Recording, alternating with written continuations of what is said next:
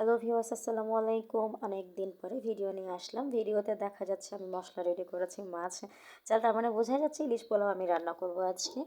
মশলা আমি রেডি করেছি ব্লেন্ডারে, তারপর তেল দিয়ে মাছগুলো ম্যারিনেট করছি, ভালো করে মাছের ভেতরে মশলা ঢোকাচ্ছি। দেন আমি মাছগুলো ম্যারিনেট করতে রেখে তারপর আমি একটা পাত্রে পেঁয়াজ বেরেস্তা করে নিচ্ছি। আর পেঁয়াজ বেরেস্তাটা খুব ভালো করে যেই তেলে পেঁয়াজ বেরেস্তা করেছি ওই তেলে আমি ইলিশ মাছগুলো আমি রান্না করব। ইলিশ মাছগুলো আগে বসানোর পরে মশলাগুলো দিয়ে ভালো করে আমি ইলিশ মাছটা রান্না করে দেবো। ভিডিওটা ঠিক যেমনটি দেখতে পাচ্ছেন। মাছগুলো রান্নাও যখন একদম পুরোপুরি হয়ে যাবে তখন মাছগুলো আমি আলাদা একটি প্লেটে আমি উঠিয়ে নেব। উঠানোর পরে ওই মশলাগুলো আমি আলাদা রেখে দেবো। আর একটা পাত্রে গরম মশলা দিয়ে চালগুলো দিয়ে ভালো করে আমি ভেজে নেব চালগুলো।